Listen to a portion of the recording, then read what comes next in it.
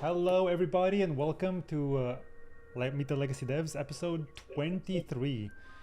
And joining me today, we have Aaron and Chris, principal environment artist here at Notorious, and you guys know Chris has been here in all of them almost.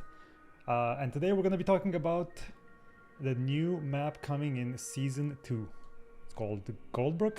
And yeah, Aaron and Chris are going to go through it, talk a little bit about the design, the intent, and as always, we'll get some Q&As at the end. And if you're watching this on YouTube, come watch it on Discord every other week-ish on Wednesdays. So yeah, if you guys want to take it away, what are we looking at for Goldbrook? Yeah, hey everybody. I know also today we're doing a quick little patch, mostly kind of class balance changes and some other bug fixes and these things like that. I think there's going to be some downtime during this Meet the Devs or a little bit after, and so the patch should kind of go up after this event, I think. We'll see. They're working on it right now just in the office as I just walked in this room, so anyway, so that's exciting, and I'm happy to talk about any of the changes or stuff there too, the Q&A part of this. So the next several Meet the Devs, and you just talked with, you met John last Meet the Devs, who works on the progression system and crafting and all these sort of things. And he talked a little bit about the crafting goals and post-mortem of this season 1 and kind of things that we want to improve and change in the next season.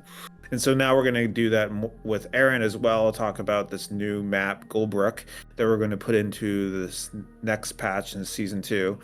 And really the goal with Goldbrook is to be, let me see, actually I could just open up this so I could look at it.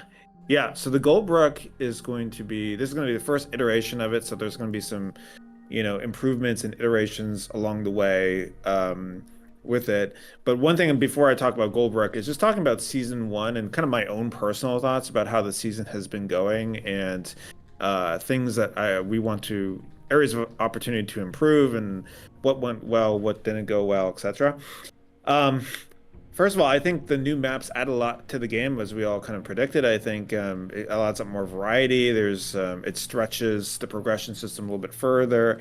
I do feel like there is this really good sense of progressions through the maps. You felt this the most strongest in the very beginning of the season, where players kind of progressed from Greenwood into Greenwood Night and then into Crypt in this distribution, and so you kind of felt like, once you ran out of gear, you went to Greenwood and farmed some gear again, then went to Night, and then went to the Crypt, etc. And players at different skill sets or different where they were at in the progression system kind of gravitated towards those other maps. So I think that worked out really well. I do think there's some more improvements to go for Greenwood Night and for the Crypt to make them feel as good as Greenwood. I mean, Greenwood was a map that we've been working on for a couple years, and so it's going to be hard to compete with that map with the new ones that we add.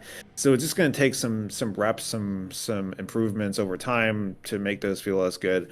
Some of the areas of improvement that I think for the night map I think for all the maps, even including Greenwood Day, is just improvements to spawning. I think the spawning could be a bit better. We have different tiers of creatures, right? We have the normal ones that you usually kill in 3 to 4 hits, and then we have elites that are more threatening. They take a little bit longer. Those are the ones that drop the monstrous dark runes.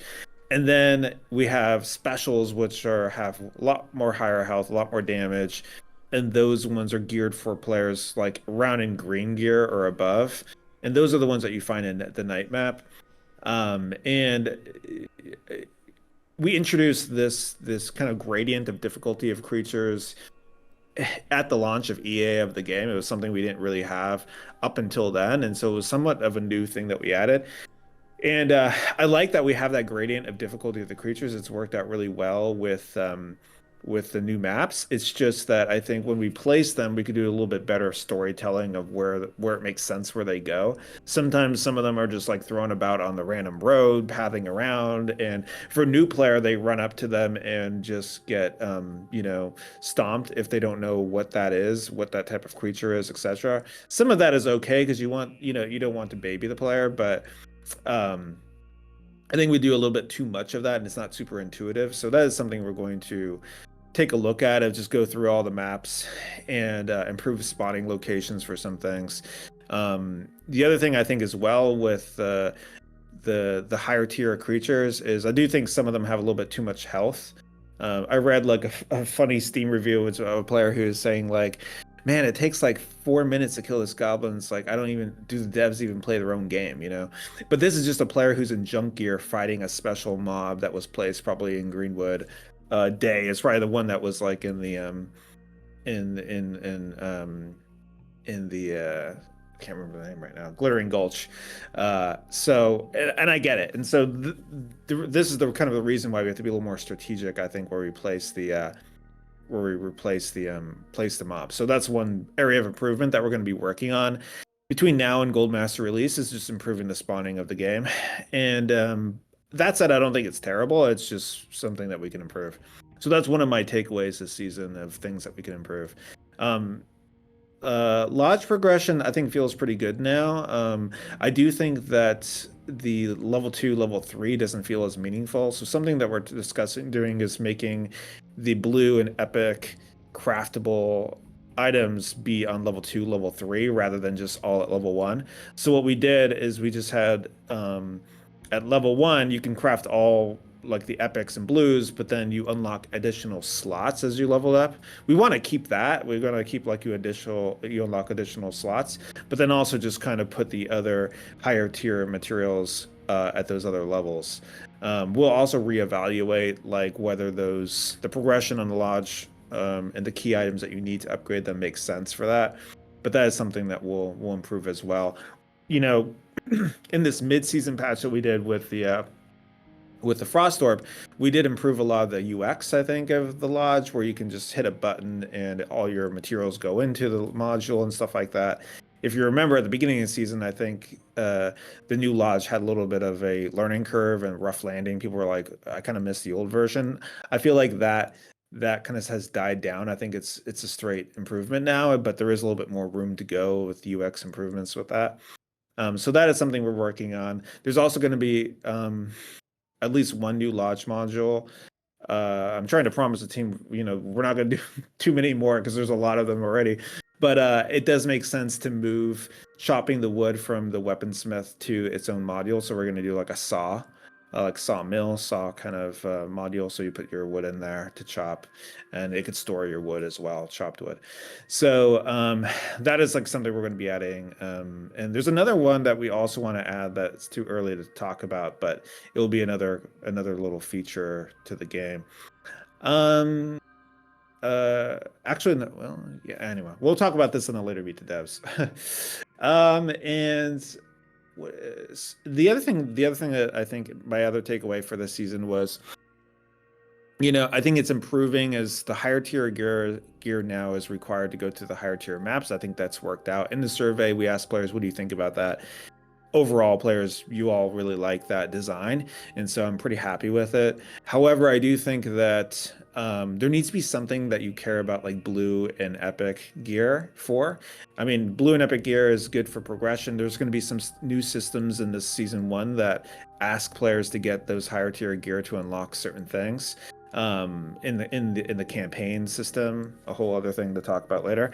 But I think as a gameplay experience, there also should be something new. And so the idea with this, if you've been to some of the past Meet the Devs, is that we're going to do like a pseudo raid. Like we're going to take Morthog, put him in his own instance, kind of have a little more of a dungeon raid experience. And this is going to be more tuned for blue gear or so. And so this is and then when you die in that instance, it's more of a PvE sort of experience. And so you won't lose your gear and stuff like that, but that will be something that you kind of build gear up to. And then, Morthog drops blue to epic tier loot, and so that will be something that will be the purpose, I think, of making aspiring to get higher tier gear. So there's a lot more stuff they're going to be introducing in the game in the coming months that will incentivize higher tier gear, and so I'm happy with that. But that was one takeaway I had this season. The Chronicle, which used to be called the campaign, the thing where it gives you a new quest every week that kind of unlocks, that trickles in. The goal with that was not really to time gate things, although that was kind of the player's interpretation. I don't blame you with that, but it was more of to help catch up players who don't play as much later in the season. And that's why it introduces, like, or just gives you, say, I think it was like an anvil or a hammer or that sort of thing later in the season. I think it did work for anecdotally for some of my friends who would play more casually, and after they got that, they started to level up some of their lodge, and so I think that did sort of work. However, I just don't think. I think the initial impression for players is that they are being time gated. It's like, why am I waiting another week and then I get something that I already had? So we're gonna get rid of that mechanic of like the time gating in it, and then do that in a different way later on. And so, but anyway, that was my main takeaway for that. So we've already redid all of the campaign quests for the next season, and some of the new requirements for the later tier quests are asking players to get. You have to level up all of your lodge modules to 3. You have to level up all your vendors to level 6. And so if you do the Chronicle for the season, you kind of like beat the season, and that's kind of the goal. So anyway, that will be, and we're also changing the legendary. I know we got some feedback of like, I didn't get the legendary I wanted, and so something we're talking about doing is doing a legendary that is viable for all the classes, something like a ring. And so this is something we're working on as well for the next season. But the biggest thing, and this is what we're going to talk about mostly today, is the new player experience. And this has been a point of feedback from you, from the players in our surveys and Meet the Devs. It's always a question that we get, is how can we improve the new player experience so that we grow the game, we get more players into it, and then also just we've got so much feedback that I kind of crashed out in the game in the first time I played it, but then I came back and then it really blossom, and then I'm like really love the game now. And so how do we make that early level experience a little bit more approachable and smoothened out? And so that's what we're going to talk about, and Aaron's going to show off the progress of Goldbrook today. And so yeah, go ahead, Aaron, you can go to the next slide. Yeah, do you want to talk about this, Aaron, or do you want me to? Sure. Yeah, I can run through it. Go ahead. So, like Chris was mentioning, kind of the main point of this map is to kind of provide a space with a little less friction in it for our new players to learn kind of the general mechanics of the game, combat, gathering, kind of those first levels of progression. So we've designed a map here that's around 80% PvE and 20% PvP. This is our first kind of hybrid space. And as you can kind of see on the image here, what we're doing is we're kind of building onto the existing kind of tutorial / social hub map, and we're kind of expanding it outward to these new zones, and we're adding this kind of new PvP area that will involve, you enter into this space and you'll kind of flag for combat. We have extraction sites we have 1 in this PvP area and then 2 outside it, which kind of makes this area completely optional. So new players can kind of choose to dip their toe into this element of the game and kind of learn how it works, or they can choose to kind of stay in the safer regions. Obviously, rewards in that PvP area will be slightly elevated from the PvE experience, so there is an incentive to kind of go into that area and test the waters a bit, but it is optional. Still full loot on death in this map, so we don't want to deviate from the core experience. We want to teach players that there's consequences to death. But overall, this is an experiment for us, right? So we want to see how this goes. Like Chris was mentioning earlier, we're kind of deploying a little bit new philosophy on how we spawn the map, how we're distributing loot and monsters and that kind of thing, so that it feels a little bit different, and there's a little bit of progression working up to our elites and higher tier monsters, so it'll be less of a surprise for new players as they experience that. So on Goldbrook, right, we have kind of in general lower tier resources, mainly food for cooking. I think in general the philosophy as it stands right now is that we don't want this map to necessarily be as high yield as like Greenwood, because the risk is higher in Greenwood. So you go to Greenwood, you're gonna probably walk away with higher yield materials. But this is kind of an area for you to kind of jump in and maybe gather like your level 1 ores and wood and different food materials. Um, Obviously, like this is going to be a great map to farm. If you're broke and you don't want to enter into Greenwood and risk it all, this will be a space for you to kind of get those L1 mats going again, so that you can kind of get back into the fray. This is also a place to kind of chill out a bit. If you're having a rough time in Greenwood or the Crypts or Greenwood Night, this kind of gives a space to just kind of play the game in more of a chill PvE space, kind of regain your bearings a bit. Creatures in this map are going to include goblins, bandits, and wolves. And we do have plans for something new in the future, but for now it's going to kind of primarily be those few monster families. Like I mentioned earlier, this is kind of an expansion from the existing map, so you will see a familiar area and part of the map, but obviously we're respawning and regearing that content to kind of be a full map experience. Cool. So with that said, I'm going to go ahead and show you guys a quick look from in our editor. Kind of similar. Some of you guys might have been around when we did this with the nighttime map, but we'll do a little run through, and maybe I'll kind of detach the camera and show you guys a bird's eye view. Quick disclaimers on this: art and spawning, loot placement, creatures, all that stuff is work in progress. We're still very in the middle of kind of getting things geared up and placed, and kind of putting the final touches on the art. So work in progress there.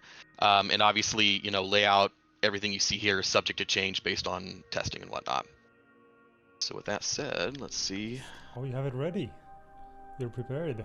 Yeah, is this working? Is it smooth? Perfect. Yeah, I was going to answer a few questions while you get ready, Aaron. I know some folks asking if there's going to be like, and maybe you can answer this, if there's going to be more elites in the PvP area. Yes, that is our plan right now, is that with the loot, we will also slightly push up the level of the mobs and the experiences in the PvP area. It's supposed to be the more challenging part of this map.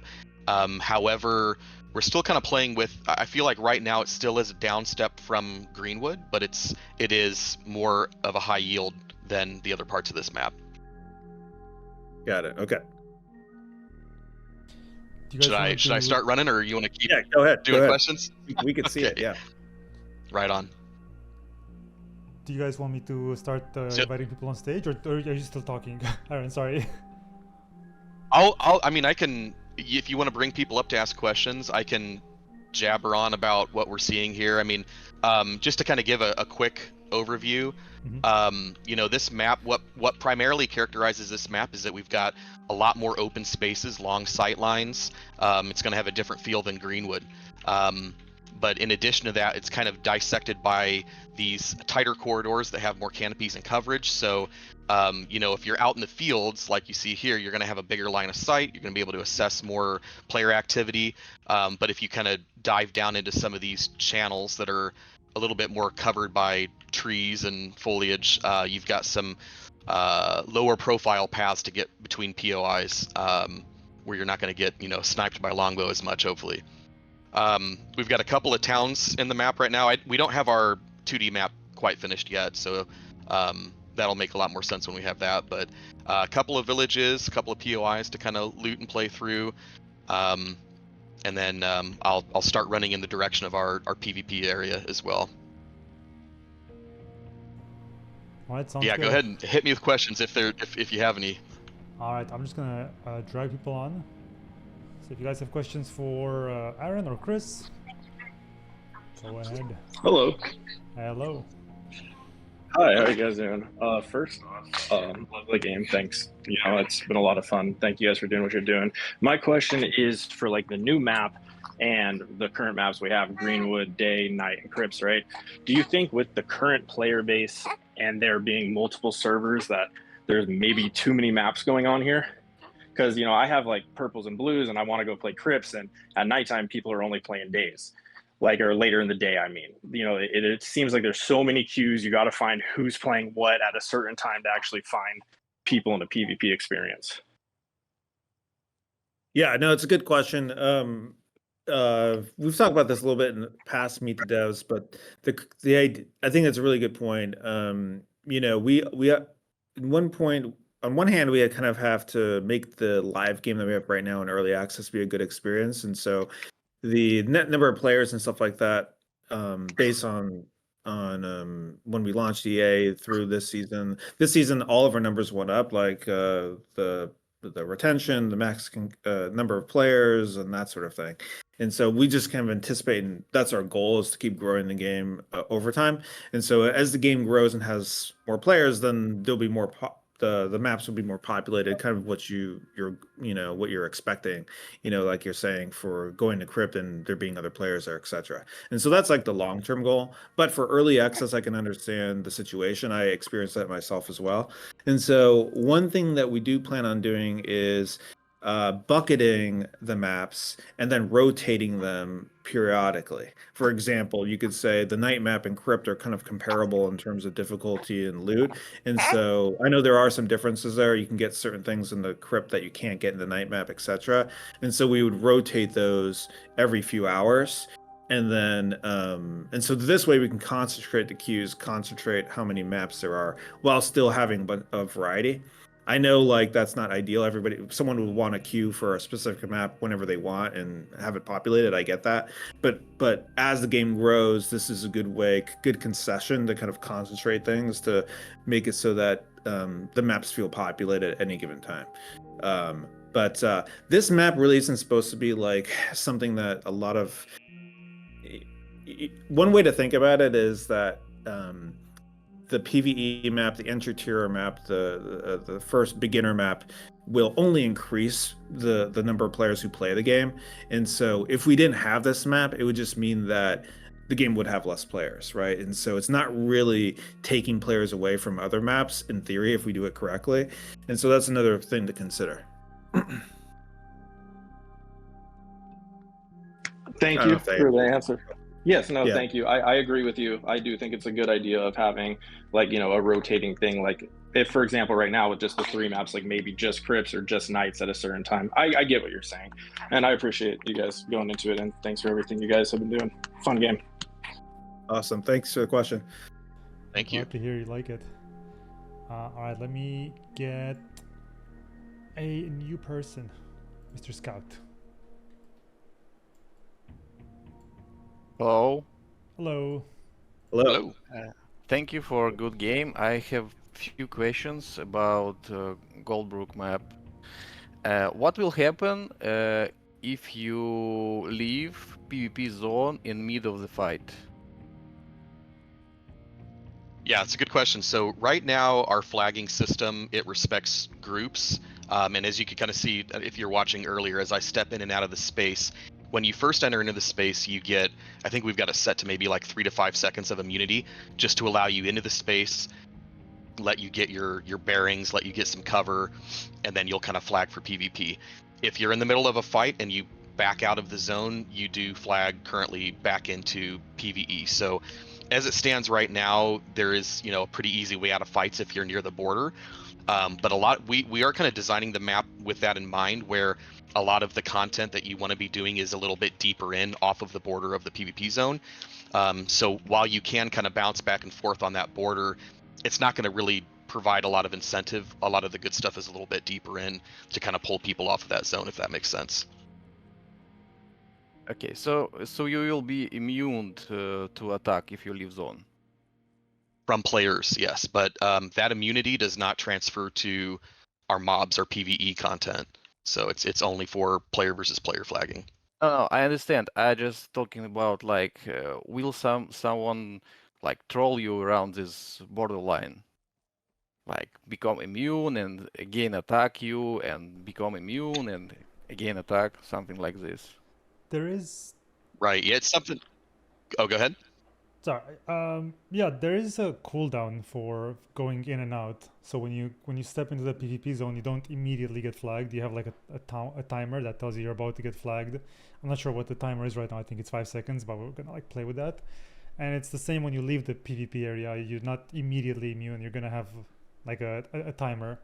It's similar to if you played World of Warcraft. If you know Gurubashi Arena, it's a it's an area where you go in. It's free for all. Faction doesn't matter. It's a free for all. But if you leave the area, you're not immediately deflagged. You have to wait. I think it's like 20 or 30 seconds. So people will like chase each other out of the arena for a while. You can still get punished. So you can't just Oh, okay. like step in and out. Okay, I Yeah. got you. And I second think this is question where it comes in of being like an experiment as well, and we kind of have to see how this goes. I think what we discussed this a lot internally, and that's why we are trying to make it so there's not a lot of spawns, there's not a lot of things at that border area, and so players won't just.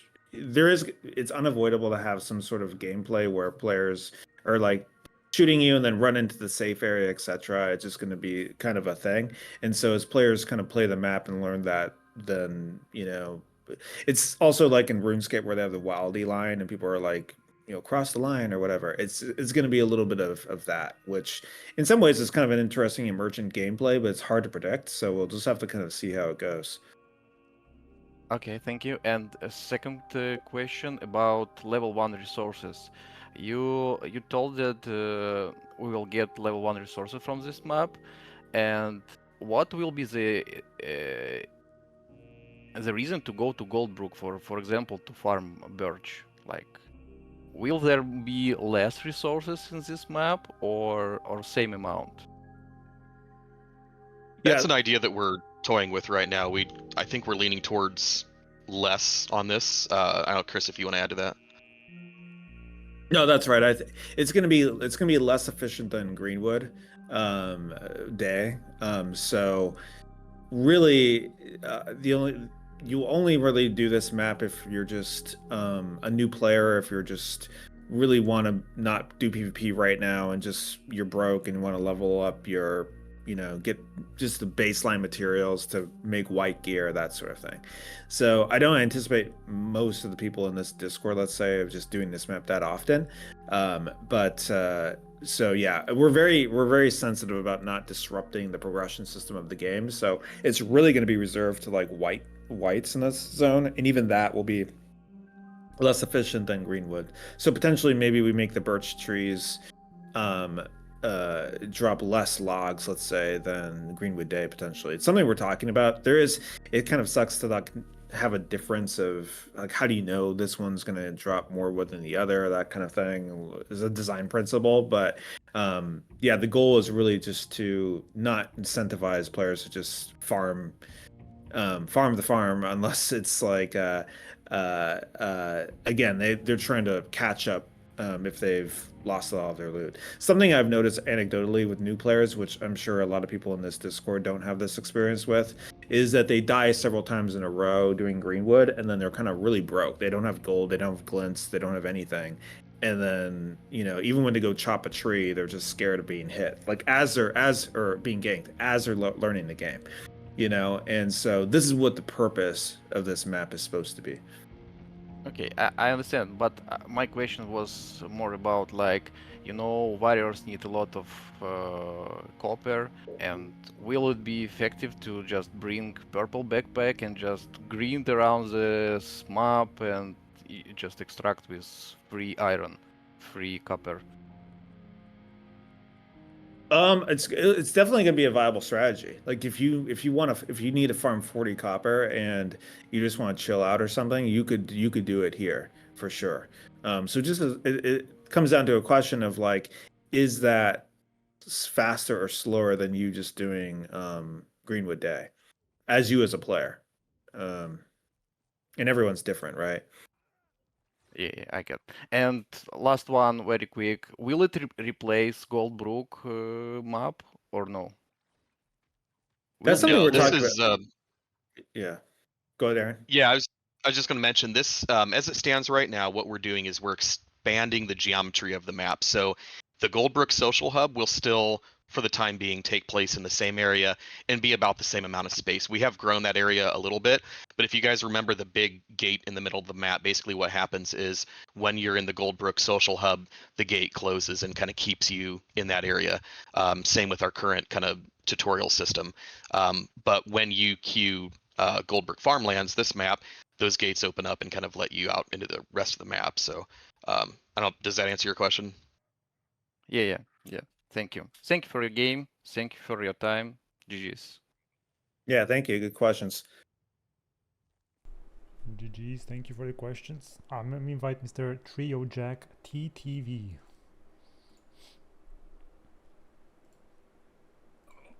Can you guys hear me? Yep. Hello? Yeah, I can hear you. All right. I have an idea when it comes to new player experience with lodge upgrades. So you guys said that you're not gonna be time gating the quests for the campaign, and I was thinking, what if as the season progresses, the lodge upgrades just become cheaper? Say month and a half in, you no longer need blue upgrades. Instead of say a cauldron, you need 5 copper pots. And like then as it goes on and on, say like for the last 2 weeks, everything is like dirt cheap, you can get it for gold. Yeah, I think that's it's something we considered and talked about. One idea right now that we had was maybe it makes more sense for some of these catch-up quests to go instead of in the Chronicle and instead go to the quest board. And so how this would work is that every time a quest board gets reset, it gives you different quests based on where that player is at in the progression. So if you're really behind in progression, it may give you a quest to do I don't know, kill 10 bandits, and it gives you a lodge item or gives you a little bit more lodge materials to upgrade to catch up on the lodge. So that's something we're talking about. It requires some tech on our end of like doing this player condition stuff, of looking at what your state of your characters are, what items you have in your stash, that sort of thing. The other ideas here too as well. I think Goldbrook does help with this, but one other idea I had was if the player has really low gold, they get a quest that just asks them to like extract once from a map, and it gives them some gold there, right? Like we can use strategically the quest board to really help nudge different players different ways. And then for players who are really progressed, they're like have really like high tier gear, we give them more challenging quests, right? To do the crypts or the night map or PvP in general. So we kind of figure out what type of player is this player, and then kind of present them quests based on who they are. So anyway, that is something that we're kicking around right now as a way to help do that. But yeah, certainly we could always discount the lodge, as you're saying. My only concern with that is that it may become a little unintuitive of knowing like there's a nice design principle of just this thing costs this and it always costs this. And so if we can nudge and push the player another way rather than changing the crafting material requirements or the lodge requirements, it might be a better way. Yeah, I just wanted to throw the idea out. Thank you guys. Yeah, I appreciate it. Thank you.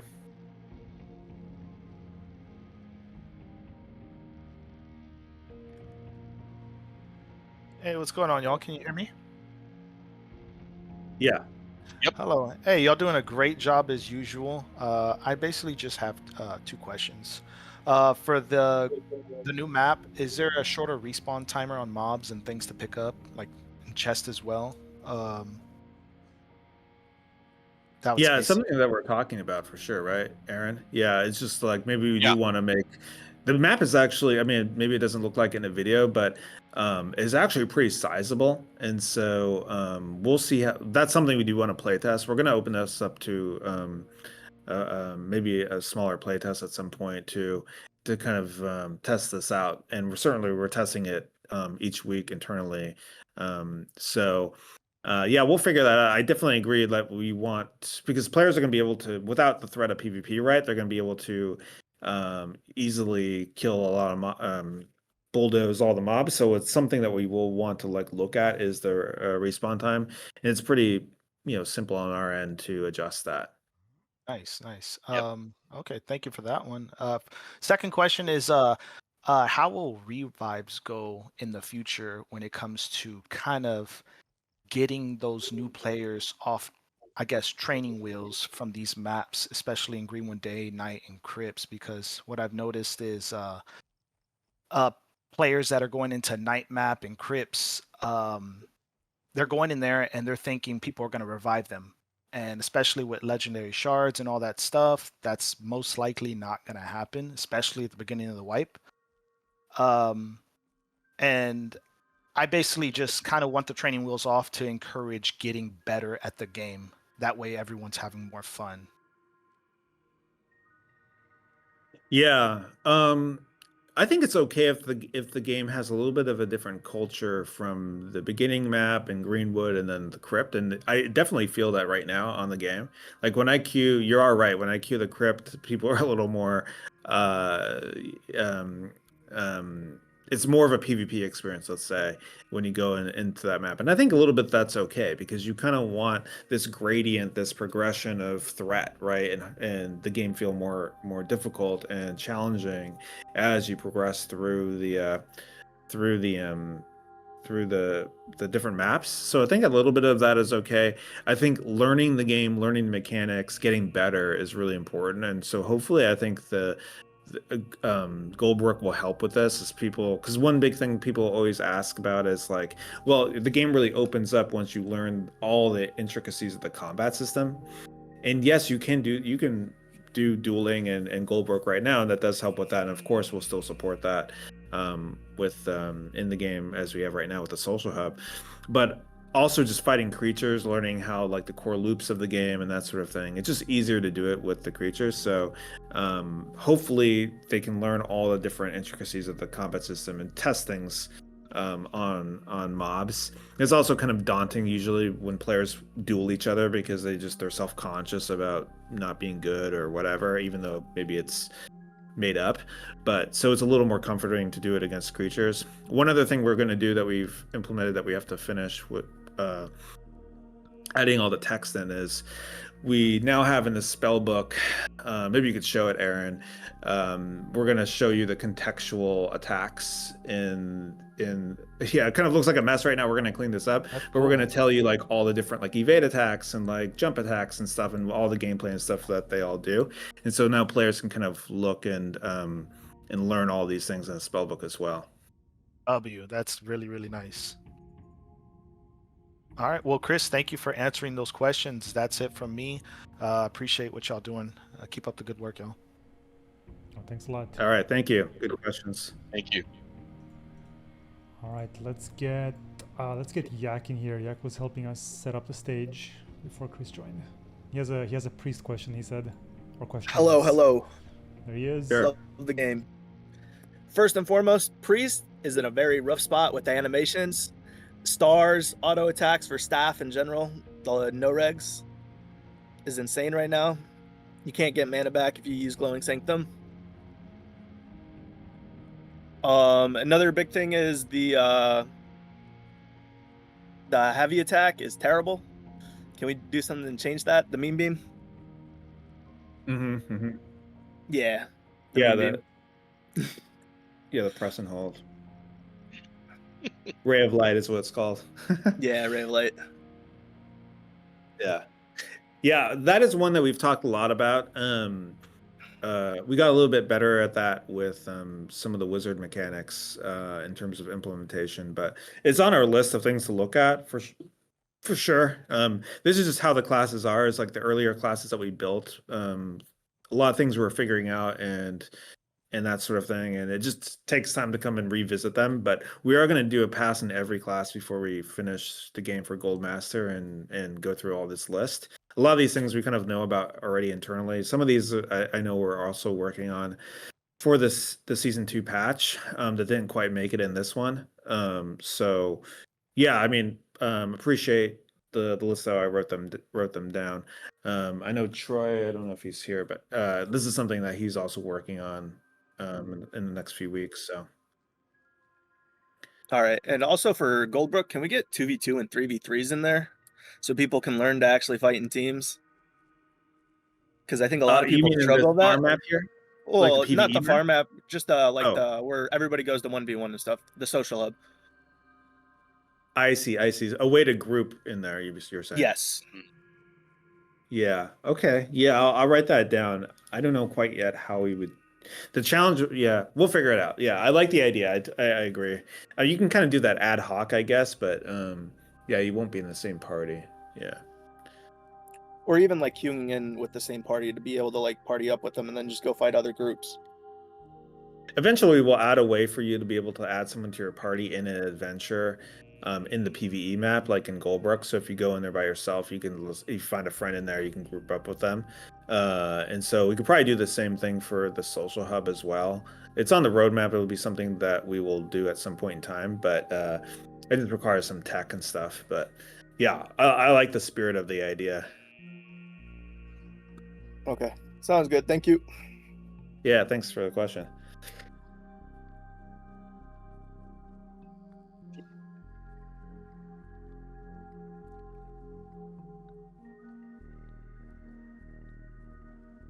Yeah, one question I saw a few times, I'll just kind of address real quick, is some folks have asked for like minimum gear requirements on the maps. I feel like we do talk about this a lot. It is something we're still considering and looking at. I think a lot of the minimum gear requirements happen in Greenwood Day, where people are frustrated with that, and that's so. I think for those players who are learning the game, and a lot of the concerns for the gear requirements are for the early players, and for them, they're worried that they're going to crash out or whatever and not enjoy the game. And so I do think Goldbrook, since it's mostly PvE, will address that a lot, most of that, but. We're not against the idea completely of doing minimum gear requirements. It's something we're still talking about, but no update on that just yet. Hello. Hey, guys, incredible game. Fantastic, big fan. But listen, I have a question. Is there any plans to change the way the gear visually looks from blue, purple, and legendary? Yeah, the artists on our team, Aaron included, this is a very big topic that we talk a lot about, and it is our desire. We have a lot of concept art of us with a lot of these ideas for improving the later gear qualities. It's only a question of time and budget. We have a small team of around 20 something people, so we have to choose things that we do, and we have a few interesting features that have some cosmetics that we'll talk about in the future Meet the Devs that kind of sucked a lot of our time, but it is something that we are going to. It's only a question of time to do that, and I look forward to when we could see the improved tiers of the gear. I'm really happy, by the way, that the community likes this effort, because it was something we debated a lot about whether we should have the increased visual look between the tiers, because it is a real expense for the team. Most games do not do this because it is just a lot of work, a lot of budget, but we thought it really made sense for our game, because in PvP you could look at a player and go, oh, okay, I know that player's in junk gear, I know that player's in epics or whatever. And so I do think it's worked out, so I'm really encouraged that the team or the players are kind of holding us to that vision. So yeah, Awesome. Does it that is mean- something we are passionate about as well. Are just like that ability to like visually threat assess somebody. A lot of games give that up for like cosmetics and stuff like that, but it's something that I think has been surprisingly, like Chris said, pretty well received. Does that mean that the drippage is like maximum drip right now, or is it going to get even better down the road? I think it will get better. I think we're just going to add more elements onto the gear. Nice. Another question. Do we have any plans for pre-wipe events? Like for example, like more mobs dropping consistent epics or legendaries, or even more thog traversing the land entirely? Like any exciting events?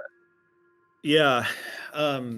This has been brought up a bit before too in the Meet the Devs, but one of the goals with the game as we flesh out, after Goldbrook is in, and there's like one other map I mentioned, the Morthog's Lair, that we would take the boss and put him in his own PvE kind of dungeon experience. After that, we want to focus a lot on flushing out the existing maps and adding more events and things like that. And so we did do actually an event, Sung hosted it, where we juiced up a lot of the drops, so legendaries were dropping a lot. And so it's something we always consider doing at tail end of a season. Cool. So yeah, I'm not against the idea spiritually, and hopefully the goal will just be to build a lot of these things embedded in the game naturally, rather than us orchestrating them as with like a cheats, that kind of thing. All right, but another one. Salt is a problem in the game right now. Is there any chance we can get salt like tiers from a player who has blue gear or higher, and then we can craft that, transmute it into salt, or even collect salt water and put it in the campfire and get salt that way? But I like the tiers idea more. Salt water. Interesting. Yeah, that's something I know. John's in this chat. He probably heard that feedback, so he'll think about that. I mean, obviously there's some opportunities to put salt in the farm map as well, or in Goldbrook. So. All right, and arguably the best question of them all: is there any chance we can get a leak to the Paladin drippage just to see what it looks like with the shininess and the cape move? I just gotta see it. Stay tuned to a future Meet the Devs, because we're going to have Cole and Jimmy and some of the other people on the team to show off the Paladin, and maybe even something else. So yeah, cool, awesome. Thank you guys. Incredible game. Love you. Love being here. Thanks for having me. Awesome. For the question. Thanks for the question. And I did see Garrett just mention that the patch is ready to be downloaded, so if you guys want to check out the new changes, you can download the patch and try it out. And let me invite some more people. We got Adriano with many O's. How's it going? Hey, yo, can you hear me? Yes, sir. I can hear you. Perfect. Thank you for having me. First of all, great job, guys. I think anyone in this channel is addicted to the game, so great job to you. I appreciate you keeping your vision with the game. Don't listen to the tryhards who are impatient. We know we have to be patient with the development. All right, my first question. Are there any plans, it's been alluded to in the past a bit, are there any plans to make Dagger Rogues slightly more able to brawl? Currently we are heavily punished by resilience, which procs super quick if we try to actually fight and not play this in and out super annoying gameplay. It is quite annoying to play and to play against, I think. Are there any plans to move a bit in a more brawler direction, or not? Yeah, I didn't hear what the first part of it. Which class you said? Or Dagger Rogue, sorry. Dagger Rogue. Yeah, this is something that we're actually working on right now. I can't guarantee if it'll go into the Season 2 patch or not, but it is something we're iterating on. And so, the North Star for this is that... and it also goes in hand with the third rogue weapon, which we'll also talk about in the future Meet the Devs, is thinking about, the rogue is supposed to be a melee class, and so there are a lot of ranged options for the rogue, right? With poison dart, with the Q on the swords, with Phantom Dagger, etc., which is like okay.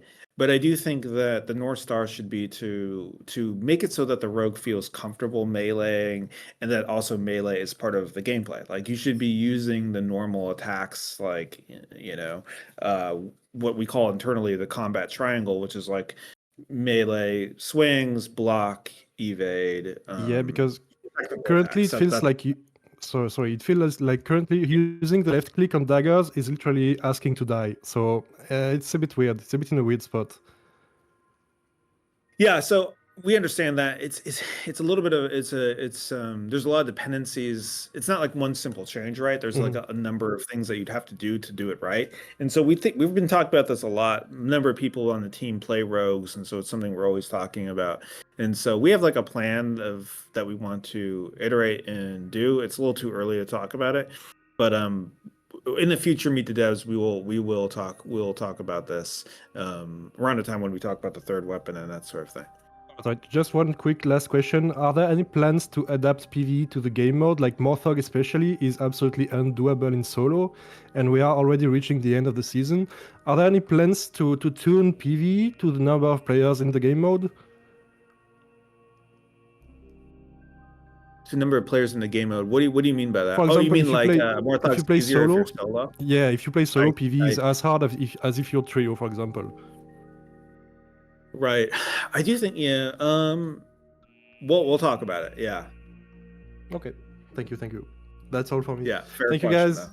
You reminded Thank you me guys. about Keep something. keep the great job. See ya. Thank you. Thank you.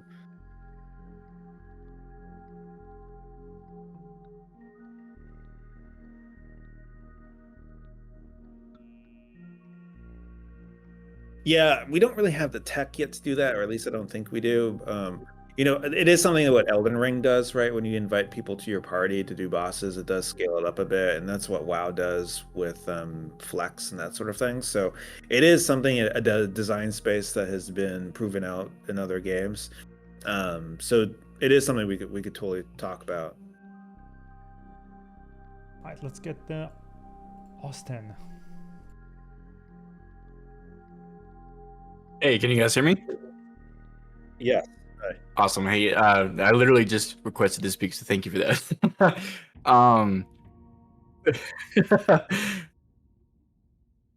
First and foremost, like everyone else says, this is, to me personally, and I've played since like alpha testing, this has been the best wipe so far. Like, it's been phenomenal. You guys have done a great job with it. So I really appreciate all the hard work you guys do for it. Super simple question too, just out of curiosity, that literally just popped up right now with that guy asking about Morthog, is if you were to change it for some more arc hours, if you were to change it to scale based off like solo or trios or duos difficulty wise and stuff, do you think there'd be any plans to let's say for like do you like how it is as far as one loot bag for all, so like the trio kills Morthog, there's one loot bag for you, divvy up however you want it and stuff? Or do you think you maybe later on do it like each player gets their own randomized loot, like each player gets a chance at this or that? What are your thoughts on that? Yeah, we kind of have this already in a way, because there's a weekly quest to kill Morthog, right? And that's really has the best loot on his table is from that weekly quest. And so we do this because we want to give really good loot, but we can't give really good loot that you just farm him over and over again. That's all you do is Morthog. And that's what happened in season 0, is that the end game was basically just do Morthog over and over again, which was kind of interesting, kind of fun, I guess, especially towards the end of the season. But it will just be a degenerate loop, because the rest of the game you just don't care about. You don't care about doing a crypt. You don't care about anything other than killing Morthog, because he drops the best. He just drops epics or blues or whatever. And so that's how we give the personal loot to everybody, is through that weekly quest. I don't know if you've done it yet, because I don't blame you, because Morthog's kind of challenging right now. Absolutely, yeah, I've done it. Yeah, but that's where you get the best loot. I think it has like a high chance for epics with that weekly quest. That makes sense too. Yeah, I like that. Cool. That answers my question. All right, thank you. Thank you.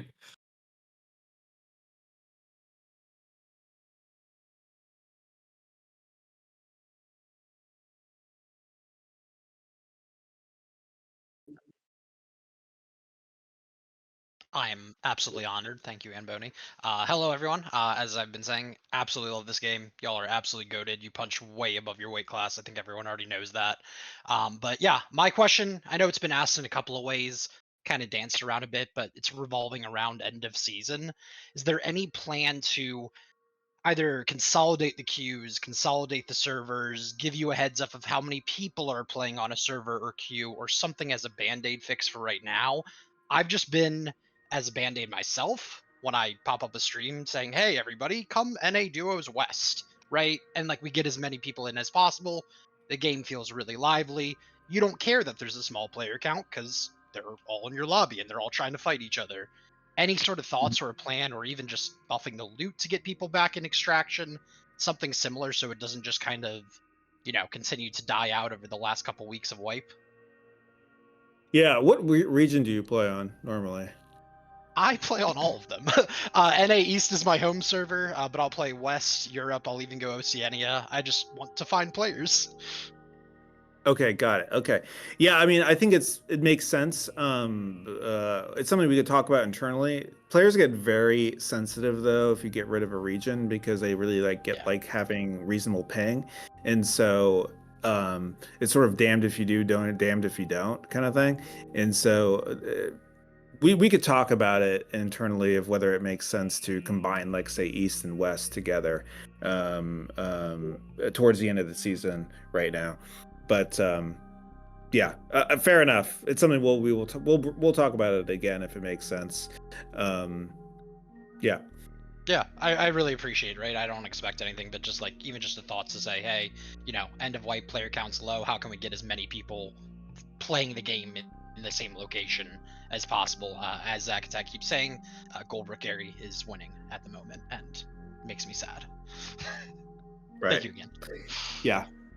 By the way, it's always going to be a thing, even when our game, as it grows and grows and grows, that this even happens in Tarkov, where people play the game mostly in the first 3-4 weeks of the season, and that's kind of okay. And the goal for us is not for everyone to play every day during the season, although we will support that, of course. But it's a good thing for people to go and play another game a little bit towards the end of the season or something, take a break. All we really care about is if people come back for the next season and enjoyed their time when they played during the season, right? And so anyway, just wanted to also say that. Yeah, I could not agree more. It's not a new problem to Extraction seasonal games, right? So thank you. Appreciate it. Yeah. All right, thank you. Let me get someone that's not a TTV because I'm getting accused of favoritism. Also, we don't have any more TTVs with their hands raised, so it's easy. Who do we want? Okay, we gotta get Satorix, and then that's it. No more TTVs. No, Last one. Amboni, I raised my hand as a troll. You're not supposed to pick. What am I supposed to know? Oh my gosh. Okay, well, guys, thank you. It's awesome. Honestly, the reason I put my hand down twice is because my question was asked twice. I think I think end of wipe events are super fun, and for the people that are still playing your game and loving it every day, I mean, you're not going to get as many new players now as you are when the season starts. But I think in the same way that having a patch after today made a big difference in the season compared to season 0, an end of wipe event has the same impact for the players that are still here. It gives us something to do, gives us something to trade for, gives us more legendaries, fight with them. I think it's a good idea. But that's why I took my hand down. Yes. Thank you, though. Yeah, it's something we will talk more about seriously, and I like the idea of it for sure. Something that Sung does do is he hosts these different arena tournaments too, and sometimes we ramp those up more as the season goes on. And so yeah, that's something we could do. By the way, I did want to call out that Cole shared a teaser of the Paladin in the chat. If you want to scroll up to see that. That is. All right, go ahead, Andre. That's a crazy teaser. It's just 3 pixels. All right. Well, thanks, Satorix. Thanks for the question. You can figure out what it looks like. All right. Let's get the Bronzebeard's here. I'm curious what it. Okay, let me ask a non-TTV. Non-TTVs only. There you go. White names. How's it going? What's going on, everybody? You hear me? Yeah. Yep. So I have a question for in-game content, maybe that revolves around PvE. Let's say you get your vendors maxed out. Then comes a new vendor that gives contracts. And certain contracts would open up new areas on certain maps. Let's say one area for a contract might ask you to go to night map, and it'll be a new secret place no one's seen before, and you have to kill like a new elite. And that can happen from maybe the crypt map, night map, daytime map. What's your thoughts about that?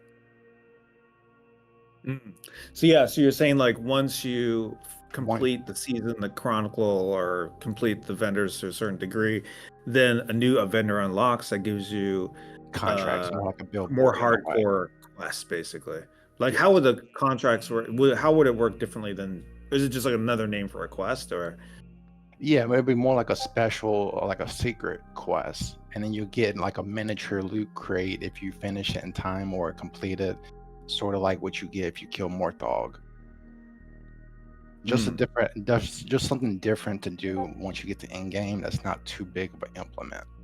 Like, I didn't think that would be too bad if you got your vendors to 7, then this opened up, and that was something else to do at end game, if that makes sense. Okay. Yeah, I like the idea. I'll think about that. There's a feature that we're gonna put into season 2 that has a little bit of this that we'll share in a future Meet the Devs. So, but I like the idea. Yeah, it was just something because I know a lot of people want some type of PvE content, but I think contracts would be just that nice little touch that would give something different. Totally. Okay. Yeah. I mean, we'll talk about that. I like the idea. Yeah, that's all. Thanks. Thanks for the question. I was just saying how Aaron forgot to set his. You can things ask like busy. we can answer 1 or 2 more. Sure. You want to invite someone yourself? Because I'm getting accused of favoritism. All right, let's see. It's out of my hands now, guys. Hungry boy. Hey guys, thanks for the invite. Hello. Just had a quick couple questions for you. I know warriors and mages aren't meant to be the most mobile classes, but when it comes to grabbing ledges, they definitely seem to struggle. Wondering if that's something that we're working on. It's definitely, it hurts when you're like, oh hey, I've done this ledge 10 times before, and now I'm falling and taking fall damage just because I can't grab the same ledge I already have.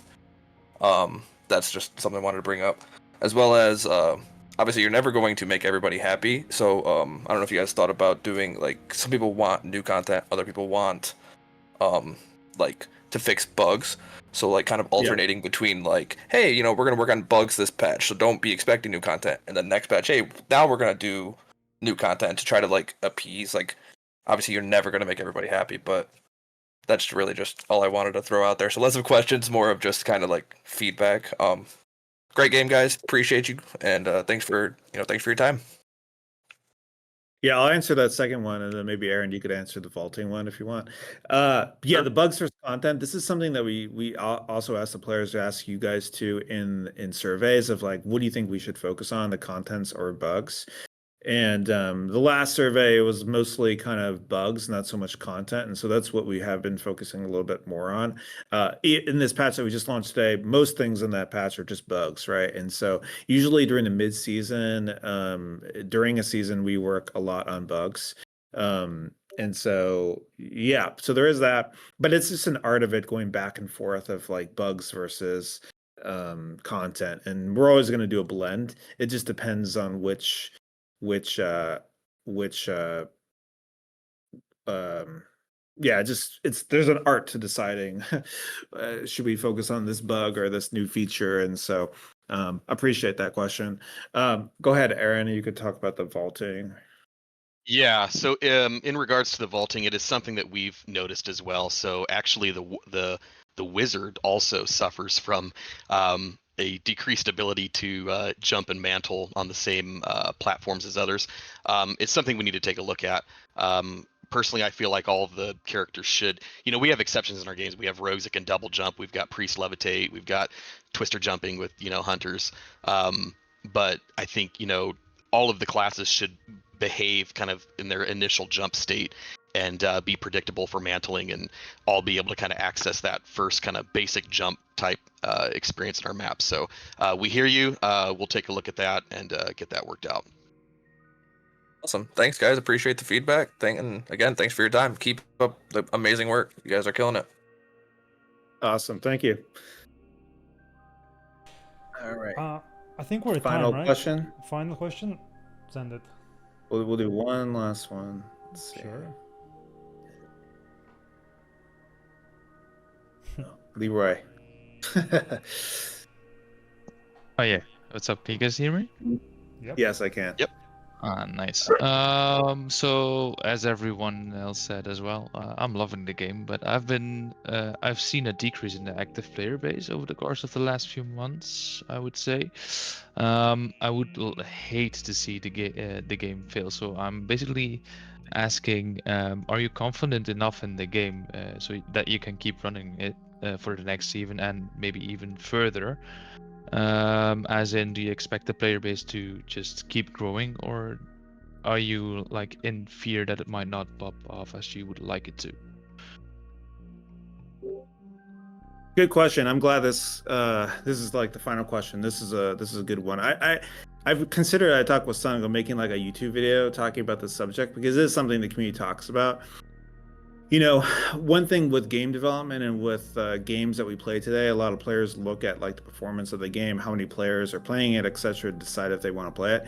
You know, it makes perfect sense. But I think there is an obsession, you know, with Steam charts and these sort of things of judging whether, you know, you should play the game or how judging whether the game is doing well, etc. And I do think it is an important metric. Obviously, number of players playing a game is important. But it isn't everything. And I think right now, I've said this since the beginning when we did in pre-alphas, is that our goal right now isn't so much to get a lot of players just yet. I mean, if we had more players, that's great. But the goal right now is to test our designs, to improve the game, to get your feedback and iterate, so that when we relaunch Gold Master, the 1.0 of the game, a lot of things have been solved. We're not like really surprised by issues, right? There are a lot of important metrics to measure when we're thinking about the performance of the game and if it's doing well, etc. So you see the Steam charts. So that's like number of players who are playing at the same time, right? That's called concurrent users, right? What you don't see is like the daily active users, how many players logged in during the day, how many people logged in during the month, and that's called monthly active users, right? These are important metrics for game developers and business and that sort of thing. There's also another really important metric, probably the most important one, which is called retention. Retention is like how many people who played day 1 of the season played day 30 this season, right? In those metrics, Legacy does better than industry averages, and that is the most important metric because number of raw players is just really a function of marketing and yeah, it's really just a function of marketing. We haven't really spent a lot of money on marketing just yet because again, our goal is to improve the gameplay experience of the game, to finish the game, that sort of thing. And so even though it can be like look concerning or something when players are churning in the game, our goal again is to just improve the gameplay experience, make the game as best as it can be for that 1.0 release. And so we're going to talk a bit more about that as we get towards the season 2 release, and we'll also talk about stuff beyond that too. But those are the important metrics that we look at, and every game should look at what their retention is, because that is telling you, hey, is our players enjoying the game? And our day 30 number is a lot better than industry averages, better than I think than our competitors in the space. So that I'm happy about. So anyway, that is kind of, I'm not super concerned about player numbers or these sort of things because I do see the raw numbers and they are good. And we improved every metric between season 0 and season 1. And so our goal here for season 2 is to also improve all our numbers that we had from season 1, right? It'll be challenging to do because season 1, we had a free-to-play weekend, if you remember, in the first several days. So it'll be a challenge for us to beat that because, well, it's hard to beat with free, right? But we'll see. You know, every season we'll get more players who try the game, who get more interested in it. We had a lot more creators and people who played the game who had a lot of really good feedback and really liked it. And so yeah, that's all these things to look forward to for the next season. But anyway, TLDR, the metrics that matter, we're doing really well. We're going to the goal is to grow the game each season, you know. And I think if you look at a lot of games, the industry is going through all these challenges right now, and there's so many games that have had tens or hundreds or sometimes like 100 million, hundreds of millions put into it, and then it launches and it just kind of flops or whatever. I think the best way to make a game in this era right now is to do it slowly and build a fan base and build a community and iterate and improve it over time. It is not to just launch the game, spend like 10 million on marketing and be like, whoops, you know, what happened? Because if you're going to have a live service game, a game like ours, you have to do it slowly and iteratively over time, and not just, you know, blow everything in one marketing campaign at release. In some ways, I wish we had a little bit more time in pre-alpha before launching early access, because then we could have. It's always impossible to really predict or to make sure a launch goes completely smoothly. Like even AAA quad A games or whatever have rocky launches, and so our early access release could have gone better. And so I just go back to this point of just more time that we slowly iterate and improve, and not obsess about the game popping off instantly, right? It's like if you have a YouTube channel, you don't expect to get 100,000 subscribers the first month that you do it, and if you don't, it doesn't mean you're a failure. It just means that that it's just normal, I think, right? So anyway, it's a topic that I think a lot about, and we talk a lot about internally. And you know, I'm a founder of the studio, right, the CEO here, and so I talk with founders of other studios and other people in the industry, publishers, etc. And it's a topic that is so pertinent right now because the industry is changing, and the way we market games, the way we build communities, the way we ship games is totally changing. And so no one really knows like what the right answers are just yet, and so everyone's figuring it out. And I think nobody probably knows best or has the best kind of experience than us working on this game and other games like this that are smaller communities building. So anyway, I know that's a long kind of like monologue answer there, but this is what I meant. Like I was thinking about just doing a YouTube video on it, because it really is interesting, and I think it's something that gamers and players should think about. You know, Asman had a video recently talking about, or on stream he was talking about how some publishers have been manipulating kind of Steam reviews, right? But there's another thing as well where some publishers, some games also manipulate Steam charts. And so there's bots just like playing the game that make it look like a lot of players are playing it. And so this is something that not a lot of players know about just yet. It's like an up and coming thing. But since players gravitate so closely to Steam charts to deem whether a game they want to buy it or not, it's like a complicated, challenging space right now. But anyway, that's a long answer there of all the thoughts that I had on that question there. But I love to hear it, dude. Just to give you an insight, I've been playing this game for like 5 weeks and I've put in like 160 hours. I've been loving it. I've never played an extraction game before, and this is just the shit. I've played WoW for like 15 years, I think. I'm pretty sure, but this is just very good. I love it. I love it. Awesome. It's great. And that's what we care about, right? That's important.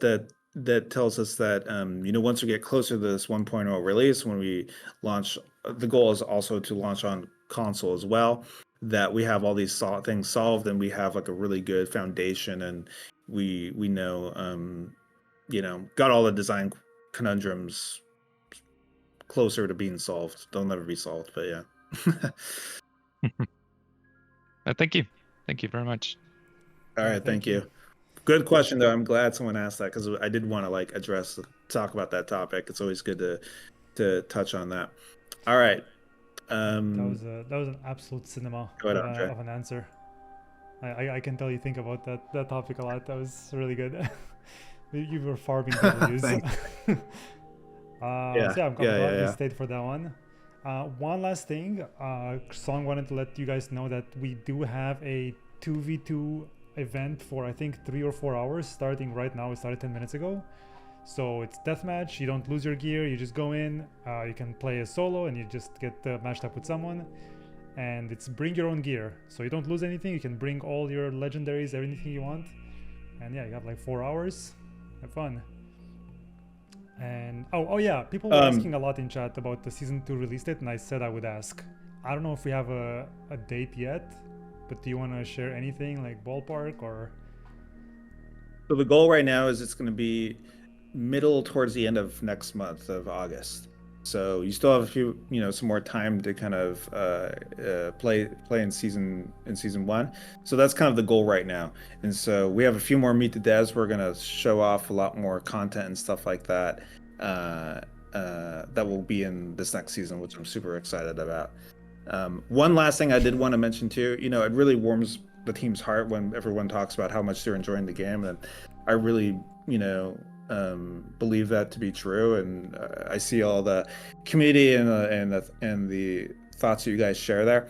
It would really help us out if you have, me, I don't really ever do Steam reviews or whatever, and so I know a lot of you haven't really reviewed the game yet. If you do really feel strongly that you do like the game and want to share it to your friends and stuff like that, it really helps us if you do give a Steam review and let people know what you honestly think. I'm not asking you to, I'm not trying to manipulate the reviews or anything. I just want you to give your authentic opinion. So I just wanted to say that as well. And Sung and I and other people on the team also review or respond to Steam reviews as well. But it's something we're constantly reading. A lot of our changes and improvements, like for example, Goldbrook, the PvE map, come from some of the sentiments from the Steam review as well. So I just wanted to say that. Right. Also, resurrecting enemies also comes from you guys. I think it was someone in Discord that suggested that at some point. But yeah. Yeah. All right. Awesome. That's it then. Thanks everyone for sticking with us. Thanks for being here. Thanks for watching. We'll see you guys in I think 2 weeks again. And yeah, hope you guys enjoyed the new map presentation, and we'll have more to show soon. Thanks everyone. Thanks everyone. Bye bye. Bye bye. Take care.